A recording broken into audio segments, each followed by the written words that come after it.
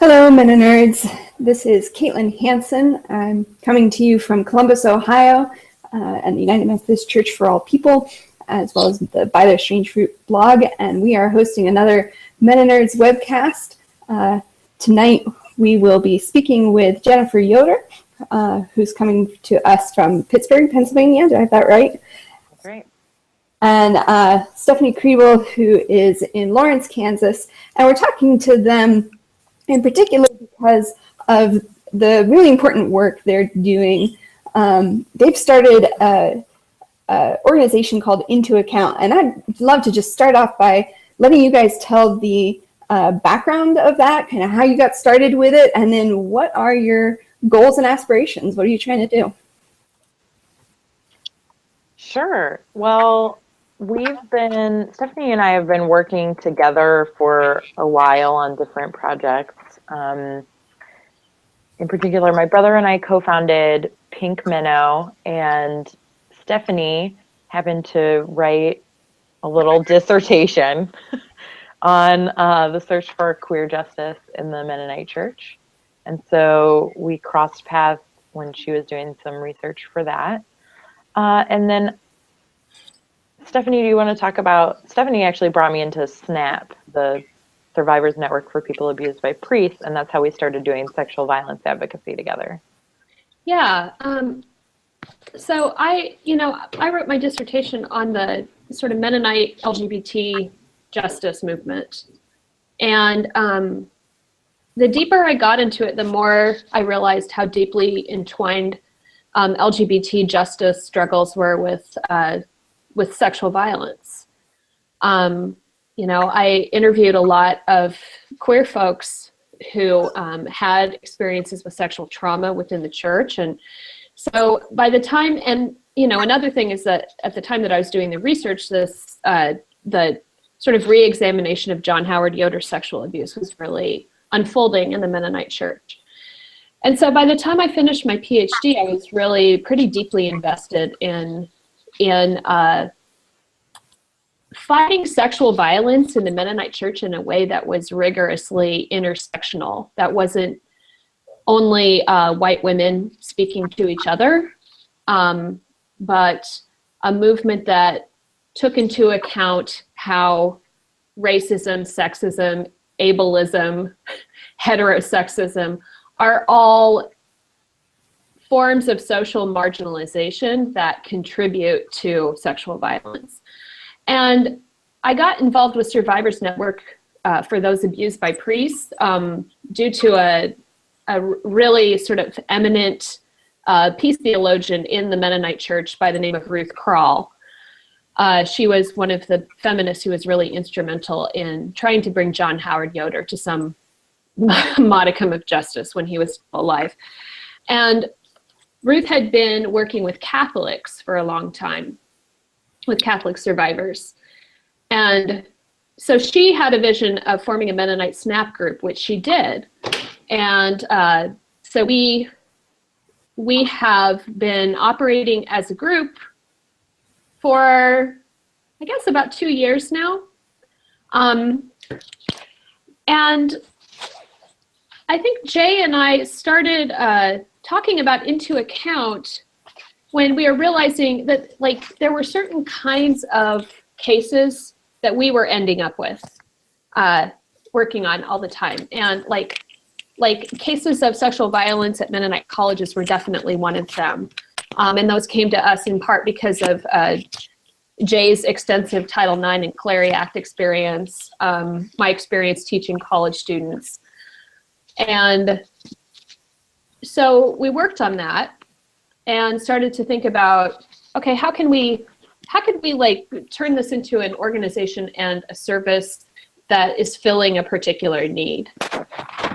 And that's sort of how Into Account came about, with an understanding, I think, that there need to be organizations that recognize the spiritual component of sexual abuse that happens in religious contexts. And that's really what we want to be able to address. And so maybe going back to you for a bit, Jay, what is the vision for your work with Into Account? How do you see networking churches or campuses or individuals to accomplish what you're looking for? Yeah, so Into Account, so let me kind of tease out some of the sexual violence resources there are for people in Mennonite and Anabaptist contexts. There's the SNAP, the Survivors Network for People Abused by Priests, and you can find advocacy resources for anyone who has experienced sexualized violence and is trying to figure out what to do next. There's Our Stories Untold, which is a blog where people can share their stories of what they've experienced in their own context. So it's really a storytelling kind of platform. And then there's also Dove's Nest, which specializes in child sexual abuse. And then at Into Account, we in particular want to provide resources for holding institutions, perpetrators, and enablers accountable for violence and for harm and for cover-ups. So, we're happy to support people who are doing their healing work as well, although some of the other resources are even better for that. But what we can do is provide some strategies for bringing real accountability. And we can work with survivors. So we have a couple of survivors we're working with now, and help them figure out what their options are, both maybe trying to hold them accountable through community processes or in-church processes. Also looking at what legal possibilities are out there. We're not lawyers, but we can help people think through those options. And then we can also we've done a little bit of providing resources for churches, right? I mean, the best thing that you can do around sexual violence is I don't want to say think about it before it happens, because it's kind of happening all of the time around us, but to think about prevention of sexual violence and to think about how you're creating a space where people can come forward with their stories all the time. So we can help churches think through, are they a welcoming space for people to bring their stories forward? Do they have good policies and practices in place? Do they have a theology around sexualized violence and abuse in their church? And, you can do survivor healing work through liturgy, through song, through sermons and Sunday school classes, as well as responding well to it when it comes up in your context. So we're happy to work with churches and institutions if and when they want to work with us. I think we have a little bit of a reputation sometimes of working to hold people and institutions accountable. So some folks aren't going to want to work with us right up front. That's okay. And then we can also provide services to survivors directly. And you two have an interesting opportunity in your partnership. I mean, obviously you're in two different geographic locations, working in digital field. How's that working for you? I mean, I wish we were in the same location. And Me too. I like, own a duplex. I'm just saying, anytime you want to move here, Stephanie. Yeah. I think it would be easier if we did, but it works really well. Yeah. It works really well. I mean, we just, we use everything technology has to offer us. And, we, as much as possible, we try to check in every day to go over our priorities for the week. I mean, as much as anything, I think we have very, very different ways of getting, or sort of bodies of experience that have brought us to our current expertise. Jay is much more a product of the activist world, and I'm much more a product of the academic world. And we work really well together. It is kind of frustrating to not, sometimes I just wish we were in the same office so we could be like, okay, can we sit down and dig into this? But we Skype a lot. Yeah. And we watch each other eat breakfast a lot. True. That's just, that's kind of how it goes.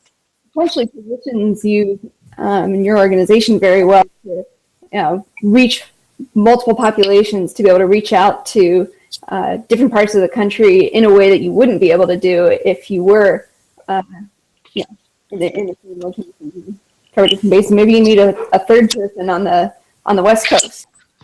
No, we dream of being bigger.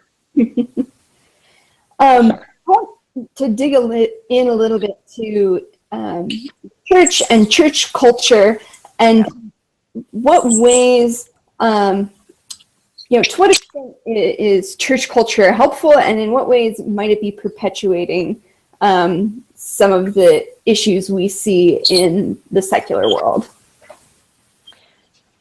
Yeah. So, you're going to find sexualized violence everywhere. And some of the problems are the same across, or the same or similar across cultures. There's a lot of victim blaming, although it can happen in different ways. Communities kind of everywhere struggle, no matter how much we talk about it and how much, it makes its way into the media and it makes its way into articles, that the most common kinds of sexualized violence are people who know each other. No matter how much we start to really know that, there is a wall of denial that is very real to believing that anyone you know is capable of sexualized violence. And so it's extremely difficult kind of across the board for people to be ready to accept that someone they know could have committed acts of sexualized violence. And then in the Anabaptist Church, kind of specifically, we have a peace theology. We're historically a peace church and have a peace theology. However, we tend to think of violence, or it's my experience that we tend to think of violence as men with guns somewhere else, right? And we don't tend to think of things that happen in our churches, our homes, our communities, among members as real violence, or as violence that counts in that same way. So I think that's one of the problems that we face as Anabaptists. And then our way of looking at forgiveness and turning the other cheek and giving people second chances and restorative justice can sometimes be misused in context of sexualized violence. It really is a specific kind of violence that if you are not an expert, and if you have not studied it, experienced it, like really immersed yourself in understanding the dynamics of sexualized violence, it is hard for people to recognize it and respond to it appropriately. So we find a lot of people responding to sexualized violence who don't fully understand what someone who perpetrates sexualized violence, how they're going to behave, what good ways of holding them accountable are, and how to be loving to them in a real way and not just aggressively nice. So those are a few of my opinions. Stephanie, what did you want to say about that? Yeah. Well, I would add to that maybe, and this is certainly operative in a Anabaptist context, but I think more broadly in an evangelical one as well, that there's something about a purity-based sexual ethic that helps perpetuate sexualized violence. And it's very difficult. I mean, one of the things that we have struggled with a lot is how to talk about sexual violence in a way that's perceived as not political. Sexualized violence is just, it's really hard to get around that. And one of the reasons why it's really political is that when you look at a sexual ethic that is really, really based around heterosexual marriage as its touchstone, its cornerstone, it's marriage between a man and a woman is what makes sex okay. It makes it very difficult for people to talk about consent as the factor that makes a sexual encounter ethical and okay. There is rape and sexual abuse within the context of heterosexual marriage, and there is plenty of healthy sex outside of the context of heterosexual marriage. But an ethic that is utterly based on the idea that the only good sex happens within heterosexual marriage, overwhelmingly, and there's so much evidence to point to this, leads victims to blame themselves and not to report. We've seen this over and over again. I mean, that's one of a number of things that ethic can perpetuate. And it also sets very different standards for men and for women. It creates standards that are based on race. Like, we are most forgiving of sexual, of any sort of like sexually aggressive behavior in white men. I mean, I think our presidential election makes that about as evident as it could possibly be. You know, we just elected a white man who is a sexual predator who blames men of color constantly for being rapists.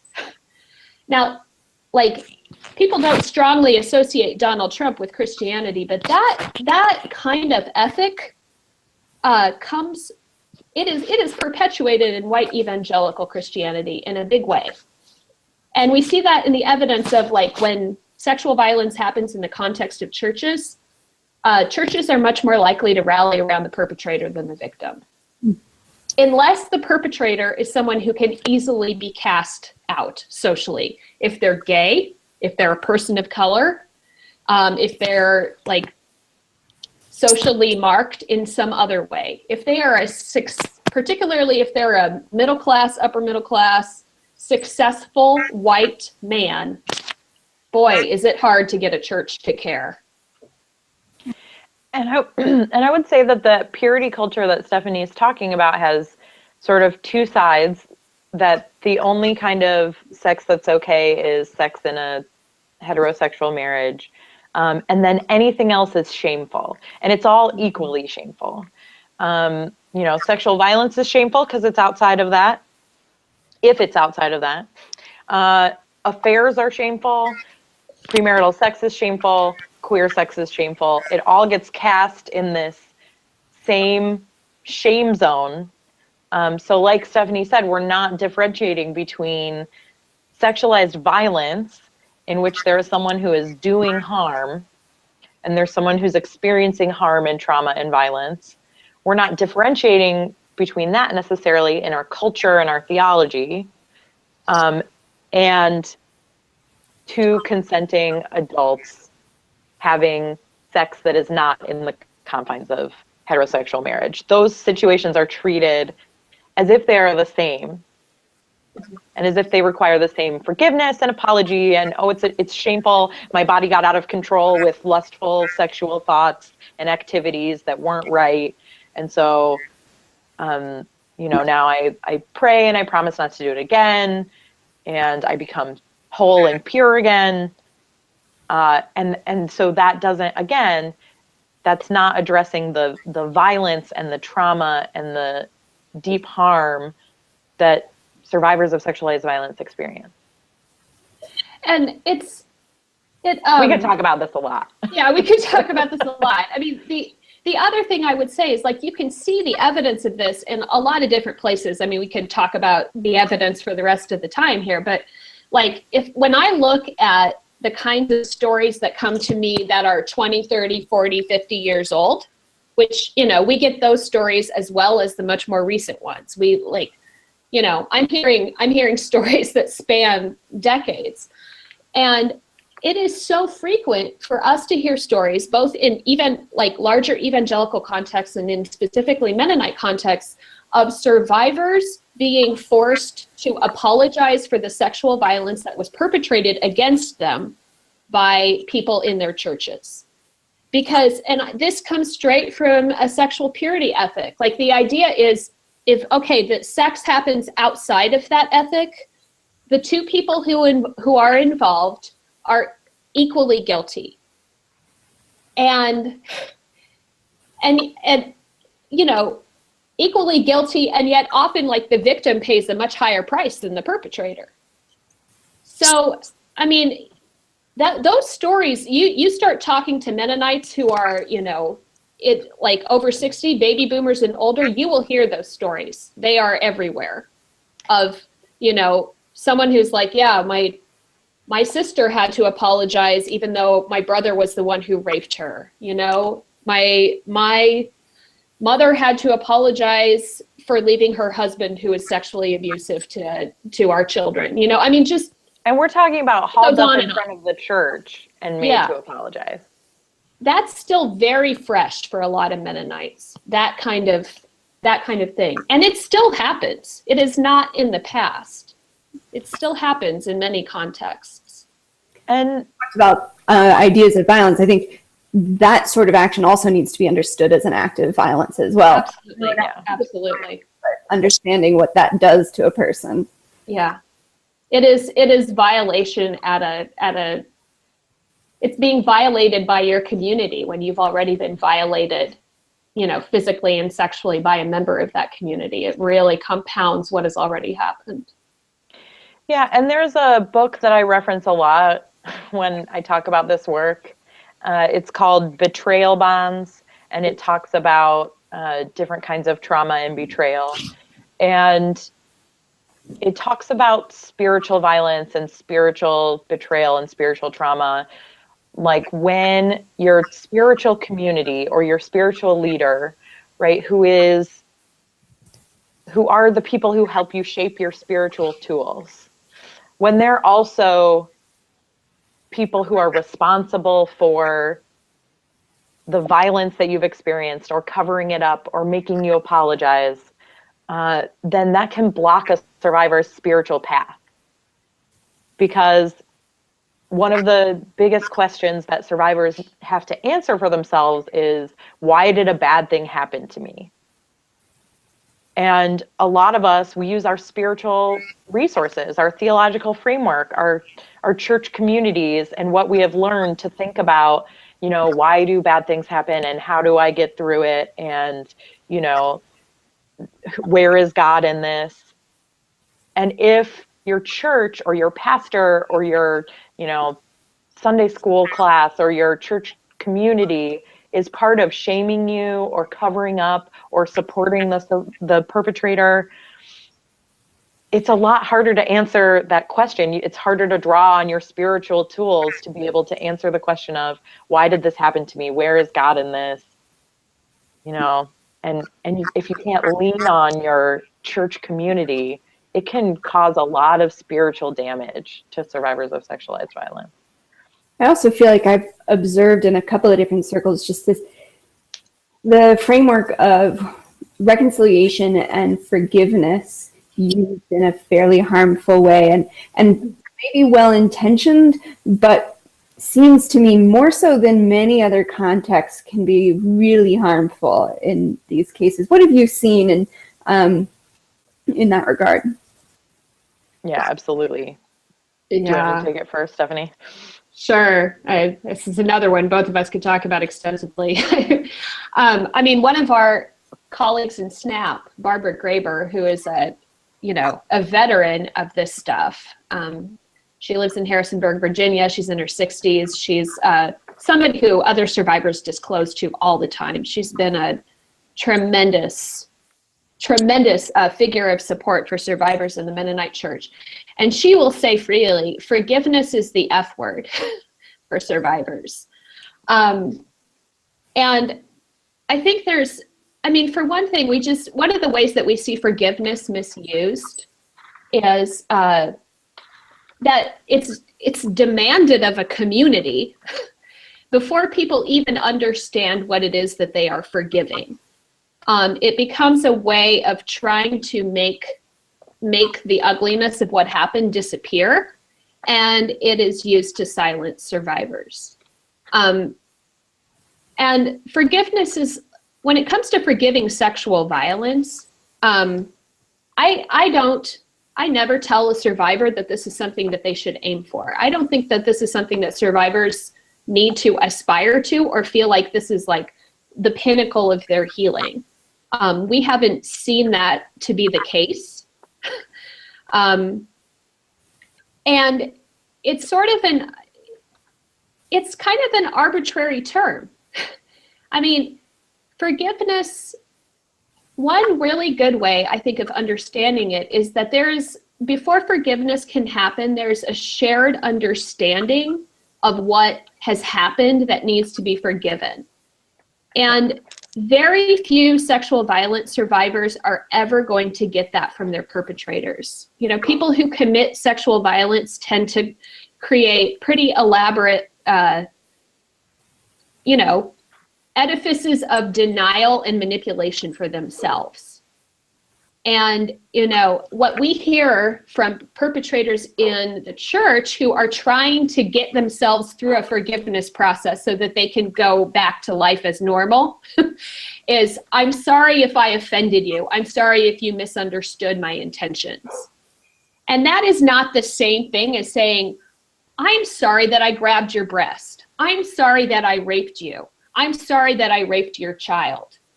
That it's not the same thing. And very rarely do those conversations where there's a mutual recognition that, yes, a sexual violation occurred, very rarely do those happen with perpetrators of sexualized violence. And if that doesn't happen, it's basically a survivor being told, this guy doesn't recognize what he's done to you, but we demand that you say you have forgiven him so that we don't have to be inconvenienced by your pain and your anger and any feelings that you have related to that experience anymore. So I'm not saying that forgiveness is impossible, but it has been used as a weapon so much that just the word is triggering for some survivors. Yeah, and I think there are two really big things at play. One of them is community.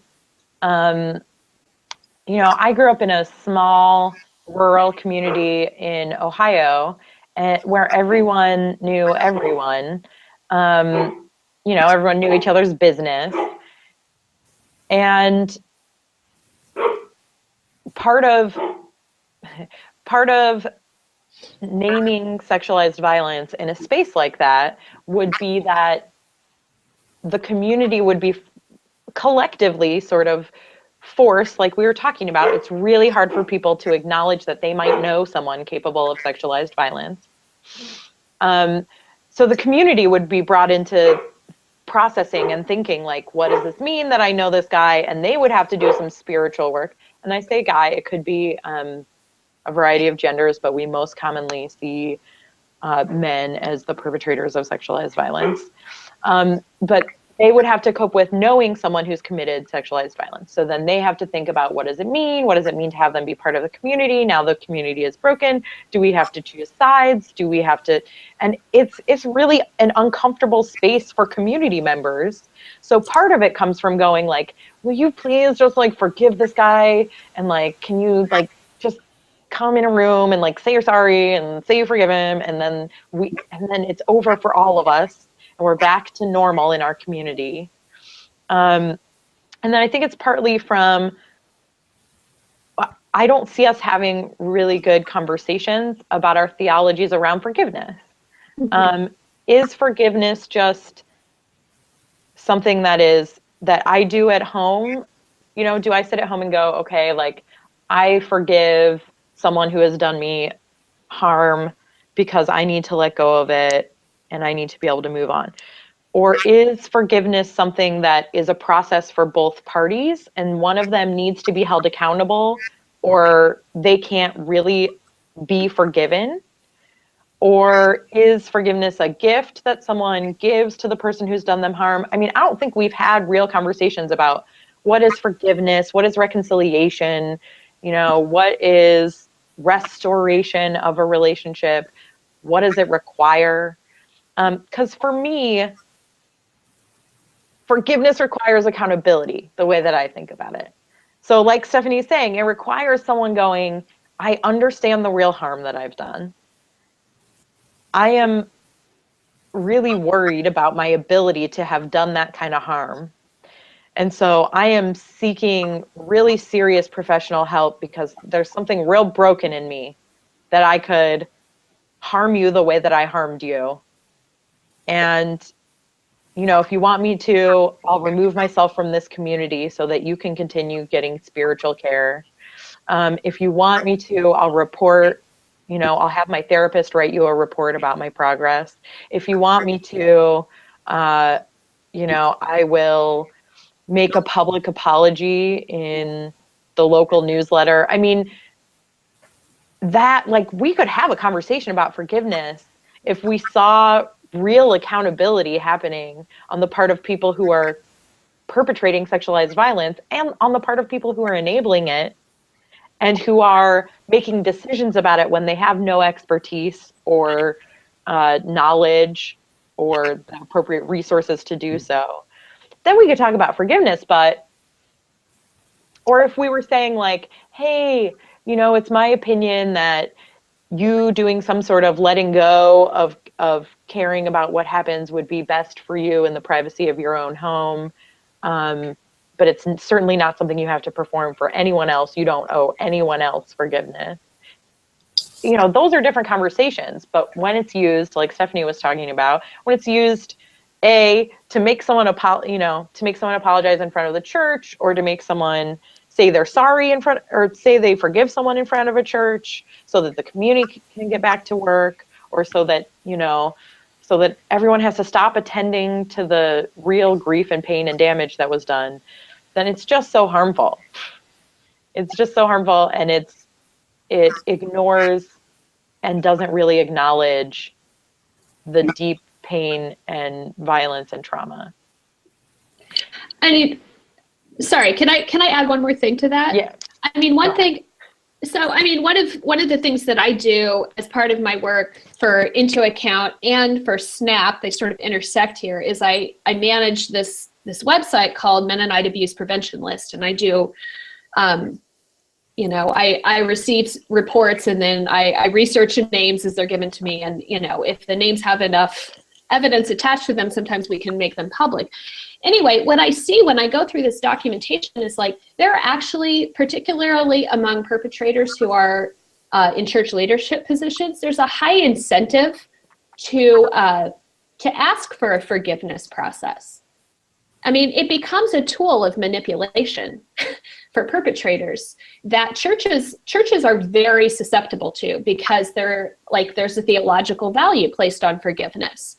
And I mean, I recently looked at the file of a pastor who had 2 sexual misconduct charges against him in 2 separate Mennonite conferences. And he asked for a forgiveness process in a congregation when he knew that he was going to be moving to another congregation in another conference. And he wanted to be able to say, it was clear, his logic was really clear. He wanted to be able to say, I asked for forgiveness, I was granted forgiveness, I was redeemed, my slate is clean. And he has gone on to do tremendous harm in his current position. So it's like, we can't give people the benefit of the doubt the way that we do in Mennonite churches, especially. We have to be rigorous about how we understand these concepts of, accountability and forgiveness. We have to be more rigorous.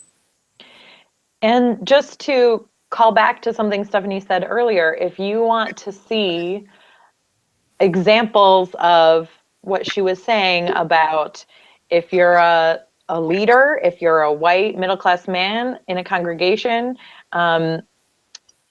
check out that list, because it's primarily people who are exactly the kind of story she was describing that we have a really hard time holding accountable in any real way. We see over and over, we see people who engaged, and some who are currently still engaging in sexually violent, predatory behavior over long periods of time, because they've gone through these, I'm going to say the word accountability here, but I hate that they even use it because there's no real accountability, but they've gone through accountability or forgiveness processes at church after church, in workplace, in Mennonite workplace and institutional organizations time after time after time.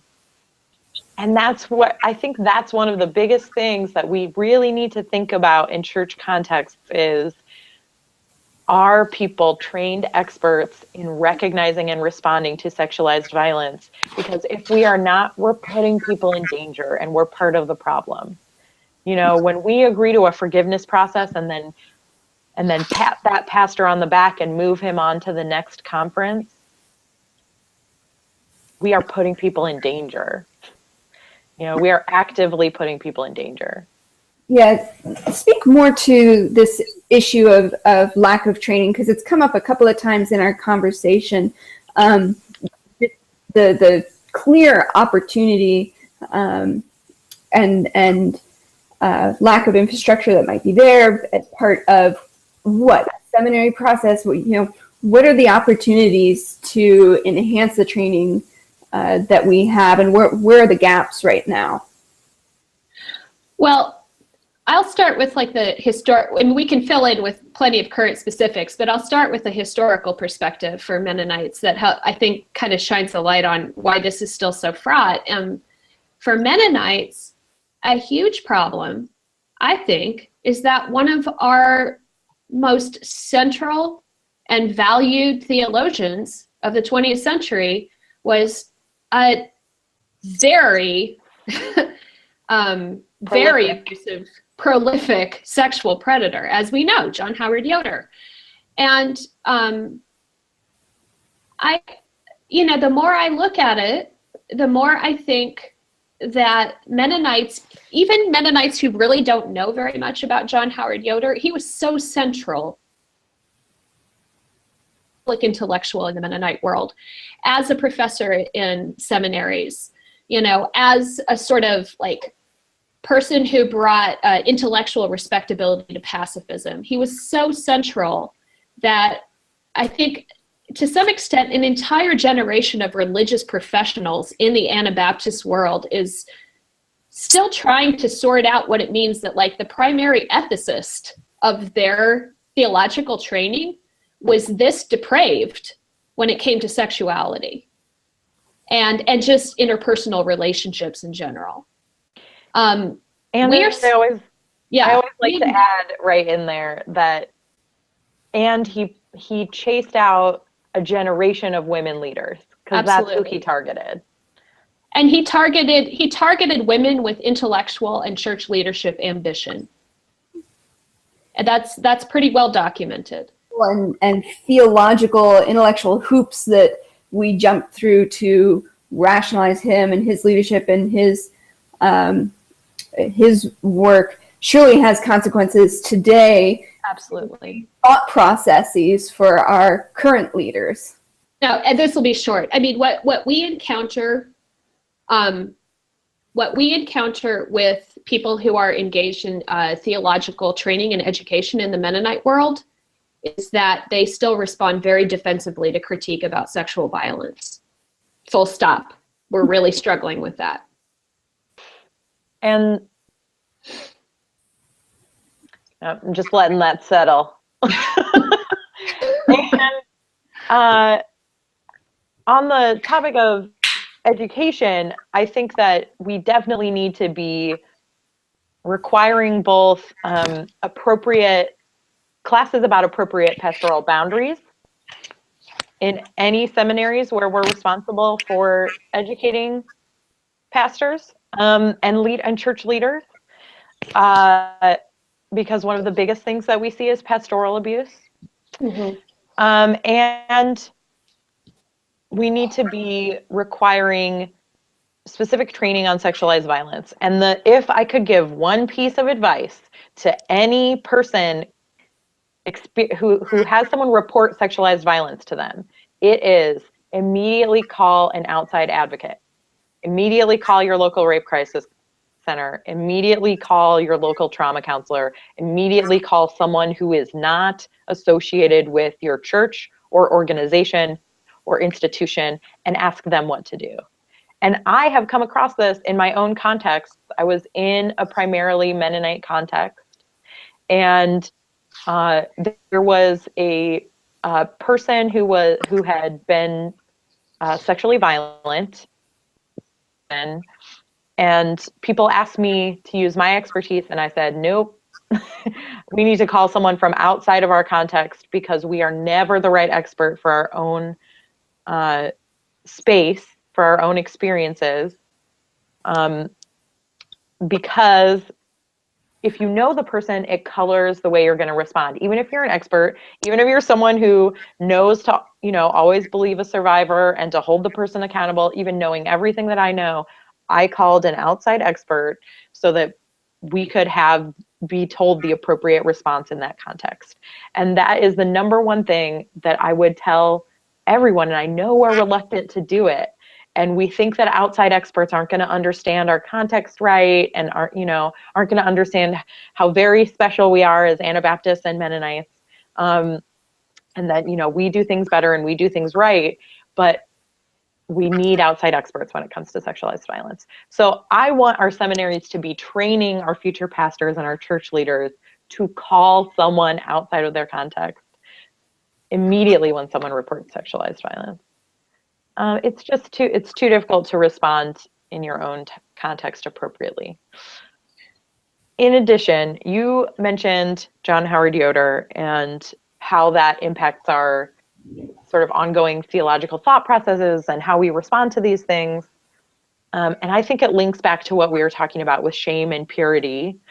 We want to think of our bodies as these like separate things from us and separate things from our intellectual thoughts and our theology, and our bodies are just these out of control, like lustful things that can do bad things, while our brain is over here writing really smart intellectual theological thoughts.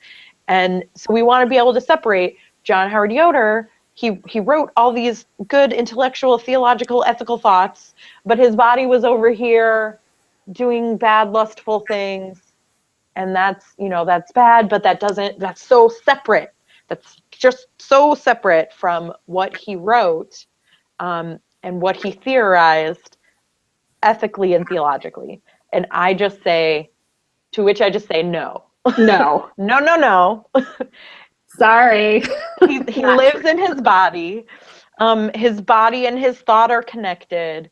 And I would argue you can see in his theology the seeds of the mentality that allowed him to engage in dominating and violent sexual behaviors. Mm-hmm. And so I think you can see that play out in other stories of sexualized violence that you might be familiar with in the Mennonite Church, where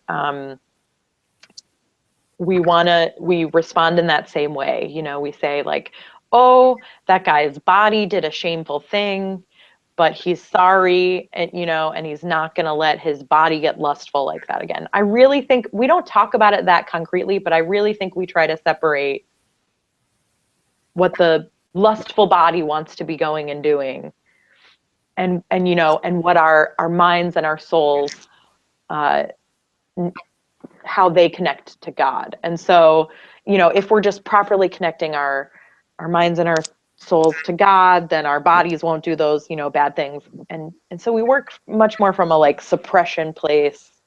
It affects how we respond to sexualized violence. It affects how we think about how sexualized violence happens, right? Oh, we're out of control. And that's also sort of, just to call back again, like where it attaches to both queer sexuality and women's bodies and women's sexuality, because that separating of our bodies are sites of sexual shame that need to be controlled by our minds and our relationship with God, that really impacts the ways that we think about women and that we think about queer folks in the church and that we think about sexualized violence. Mm-hmm. Okay, I got all excited, so you can rein us back in if you want. That's important points, because if these issues are affecting our theology, they're obviously affecting our lives with each other, but they're also affecting our relationship with God and our understanding of who God is and our relationship with God. And that has implications as well. Hey everyone, this is Paul Walker. If you like what you just heard, be sure to check out more of what we have to offer at MennoNerds.com. It's the hub for all things MennoNerds. From there, you can learn more about these podcasts, syndicated blogs from people all over the world, books authored by some of our members, and a host of other exciting free resources for you and your church. Now, there's one last thing. What we do costs a bit of money, and we're always doing it on a volunteer basis. We have people that are committed to making this happen, but we could use more people. If you like what we do, please consider donating monthly. We have two options. You can either do a monthly donation through Patreon, or you can give a one-time donation at any time through PayPal. We love the work we do, but we do need your help to keep it going and to expand into new territory. If you would like to donate, check out MennoNerds.com/donate. Thanks for listening, and as always, have a great day.